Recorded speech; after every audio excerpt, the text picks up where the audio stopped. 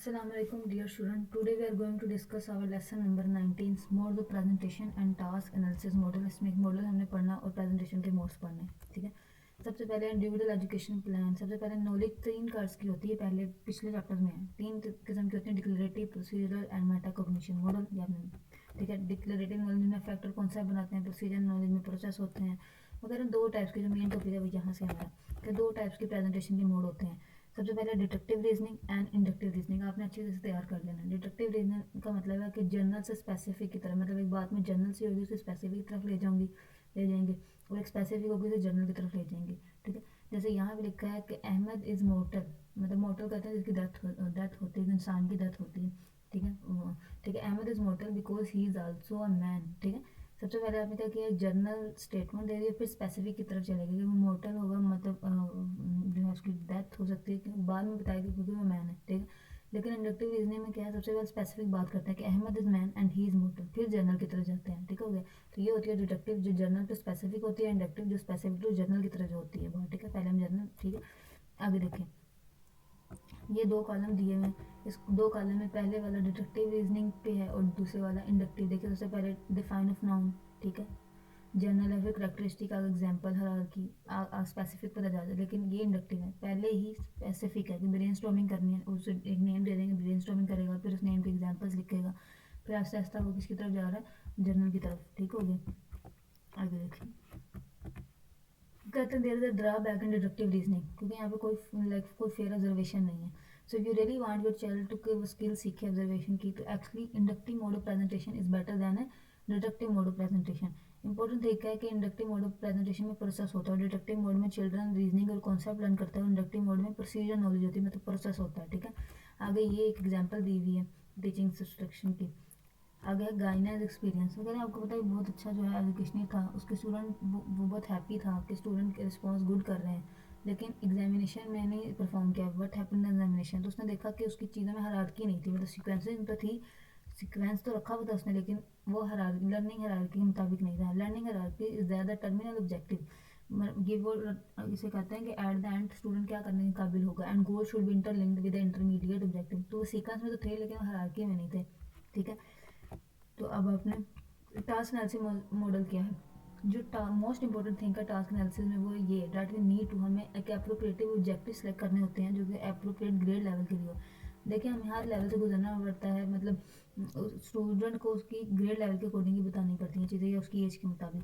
Identify the enabling skills and student need to attain the objective. ठीक है. ये किस में है, टास्क एनालिसिस मॉडल में. वगैरह दो थिंग्स कॉमन है, एक है कंटेंट और एक है एनेबलिंग स्किल. एनेबलिंग स्किल्स वो स्किल होती हैं जो कि रिक्वायर्ड होती हैं किसी भी गोल को अचीव करने के लिए. इस स्किल्स को कहते हैं एनेबलिंग स्किल्स. फॉर एग्जाम्पल, कि आपका टर्मिनल ऑब्जेक्टिव है कि end of the year student जो है वो एक ऐसे राइट करेगा, तो एनेबलिंग स्किल्स क्या होंगी, तो एनेबलिंग स्किल्स क्या होंगी जो हमें रिक्वायर्ड होंगी इस गोल को अचीव करने के लिए.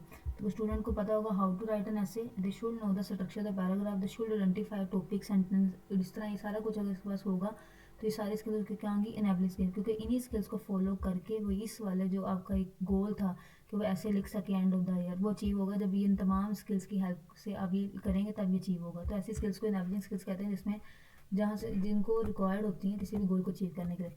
अब सब divide independent and dependent enabling skills.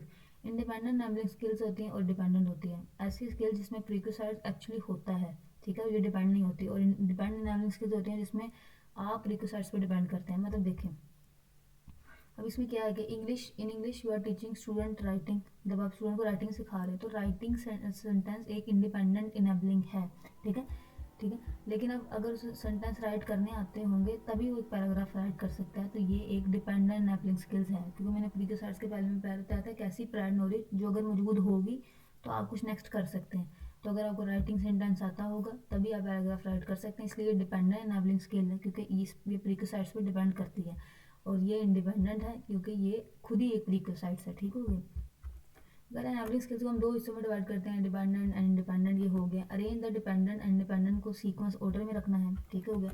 यहाँ सब देखें तो टास्क एनालिसिस मॉडल में आपको किस चीज़ की नोट होती है, अप्रोप्रिएट ऑब्जेक्टिव सेलेक्ट करने होते हैं, फिर एनाबलिंग स्किल्स को आइडेंटिफाई करना होता है, फिर ये सब डिवाइड करना होता है इंडिपेंडेंट एंड डिपेंडेंट एनाबलिंग स्किल्स कौन सी है, और फोर्थ स्टेप में आपको अरेंज करना होता है इनको ऑर्डर्स में. ठीक है. There are many ways to test the prerequisite, diagnostic test, cloze test, gapping exercise, etc. पांचवें स्टेप में क्या होता है, आपको sequence specific task for the student, ठीक है। ये अब एग्जांपल लिखी हुई है कि ऐसे राइटिंग अगर हम ऑब्जेक्टिव सेट करते हैं कि स्टूडेंट 20 लेसन के बाद ही ऐसे लिख सकते हैं, तो हम आइडेंटिफाई करने पड़ेंगे सबसे पहले उसकी स्किल्स, इनेबलिंग स्किल्स, ठीक है। फिर हम आइडेंटिफाई करेंगे task according to these enabling skill, ठीक है। इसके बाद देखिए individual education plan and task analysis, ये पूरा हो गया, ठीक हो गया। इन इंक्लूजन वी से कि there is the same learning for all student. Individual education plan अब पहले भी हमने पढ़ा था कि ऐसे प्लान हम स्पेसिफिक चाइल्ड के लिए बनाते हैं। Individual education plan are basically constructed for the children who have additional learning needs, ठीक है। और इंक्लूजन क्या होता है, जिसके लिए लर्निंग सबके लिए सेम होती है, ठीक है। इसके अलावा अगर आपको कोई क्वेश्चन होगा तो आप कमेंट कर दीजिएगा। वीडियो पसंद आए तो लाइक शेयर एंड सब्सक्राइब करें। अपना ख्याल रखिएगा। अल्लाह हाफिज़।